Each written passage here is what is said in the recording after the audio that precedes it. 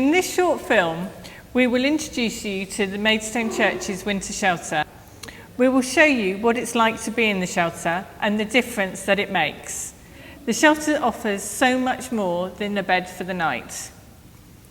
7 churches close to the town centre each open their doors one night each week for 12 weeks, offering up to 15 beds to the vulnerable, rough sleepers in our town. And we want to invite you to be part of the story and ensure we open the doors of our churches again this winter. I'd been working, my job had finished, and Maidstone Borough Council took what in the end was something like 14 weeks to sort out housing benefit. It was in my contract of where I was living at the time. I was only allowed to be a maximum of 8 weeks in arrears with my rent. So the landlord took the option that they had of going for an eviction order. That was it. When it came to having to live outside, it wasn't something I was used to. It was totally alien, and you realise just how vulnerable you actually are. I've worked as a joiner. I'm a time-served joiner by trade. Spent 10 years working all over the country, and I ran out of work in Leeds just before Christmas. I had seen that I wasn't going to be able to make my rent payments. It became apparent that I was facing homelessness, and in light of that I thought if I was going to be homeless, I wanted to come home to my hometown and be homeless here, where I thought I might be able to access more help and provision.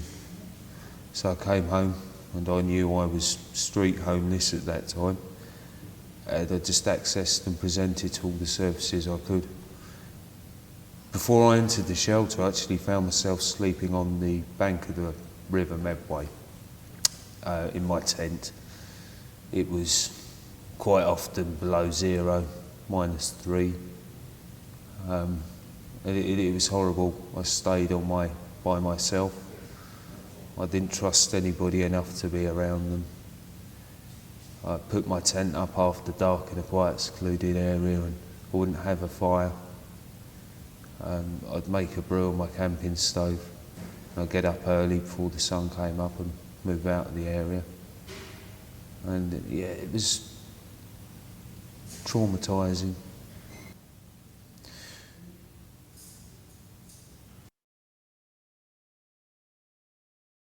At least part of the day or night, you're safe. However hard people from outside might try, they cannot get at you. You can enjoy a nice warm meal, you can have a bed, you can know that you'll wake up in the morning and be fit to go out the door, albeit down to the day centre. And then I guess probably the biggest impact of the lot is getting involved with somebody like Jane, who has got no end of years experience dealing with something similar. Her being able to speak to people at the council whose names I don't even know, let alone be able to put a face to them. And eventually I was able to get into a flat, and suddenly life is good again. It's back to what I would consider to be normal. My experience of the shelter was a very positive experience. It was the winter shelter that saved me. I've no doubt in my mind. I was suffering from a major breakdown, I was having a mental breakdown. I didn't know where to turn or where to go, and I was so desperate for the help and to try and get some way back to the life that I've always had. That I came to the shelter in a pretty desperate frame of mind, and if it hadn't been for the support workers and the project workers and the volunteers in the shelter, I wouldn't be here now. If you want to help, go ahead and do it. It's an experience like no other, for good reasons, I might add. Will you help ensure we open the doors of our 7 churches on the 14th of December for 12 weeks?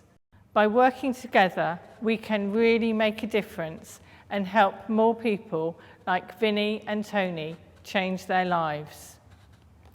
To find out more, please talk to us or visit our website. 3 words that would sum the shelter up for me would be peace, safety and salvation again. I can come up with 2, life-changing.